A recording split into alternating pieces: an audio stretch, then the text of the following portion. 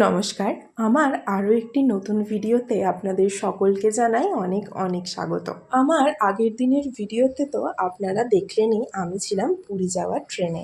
আজকে সকাল না হতে হতেই নেমে গেছি পুরীতে। আর এই দেখুন, এই মহারাজ কাল সারা রাত না ঘুমিয়েও এত সকালে ওর যে কী করে ঘুম ভেঙে যায় সেটা বোধহয় ভগবানই জানে।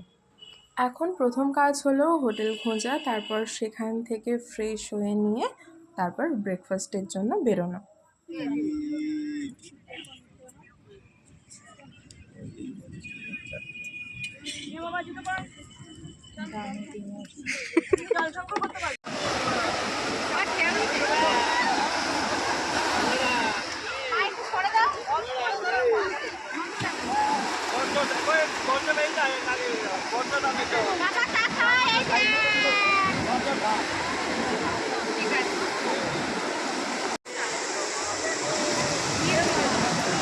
ব্রেকফাস্টের পরে ঘরে ফিরে আমি আর দিদি স্নান করতে করতে ততক্ষণে আমাদের সোনা ঘুমিয়ে পড়েছে, তাই আমি আর দিদি ভাবলাম যে আমরা দুজনে মিলে একটু ঘুরে আসি। তারপর ওখান থেকে এসে দিদি আমাদের সোনার জন্য রান্না করছিল, কারণ বাইরের খাবার সে কতটা খেতে পারে না পারে, তো ওর জন্যে তো সমস্ত ব্যবস্থাপাতি থাকতেই হবে। তো সেগুলো করার পরে আমরা গিয়েছিলাম লাঞ্চ করতে।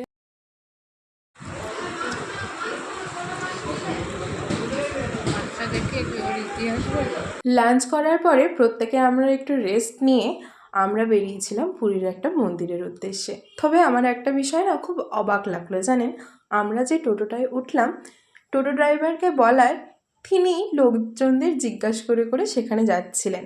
এই টোটো ড্রাইভার বলুন, অটো ড্রাইভার বলুন, এরা তো গুগল ম্যাপের মতো হয়, যে যে জায়গায় বলুন না কেন ওরা ঠিক চলে যায়, কিন্তু এই যে একটা মন্দিরের মতো জায়গা তিনিও চেনেন না, সেটা দেখে আমার বেশ অবাক লেগেছিল। তবে মন্দিরটায় গিয়ে আমার এতটাই সব কিছু আমি ভুলে গেছি, এতটাই মনটা তৃপ্ত হয়ে উঠেছিল যে আমি কোনো রকম কোনো ভিডিওই করতে পারিনি সেখানে গিয়ে। মন্দির থেকে ফিরেই আর অন্য কোনো দিকে না গিয়ে একেবারে নেমে গেছি আমরা সি বিচের মেলাতে।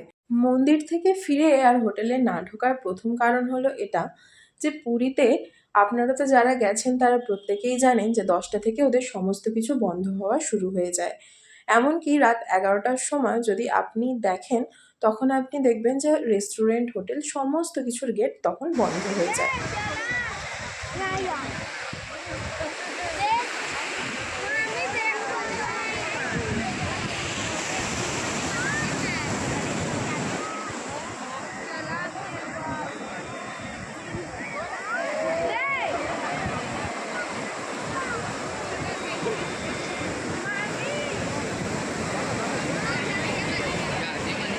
এখন বাজে ওই 9:45 মতো, আর দেরি করে লাভ নেই।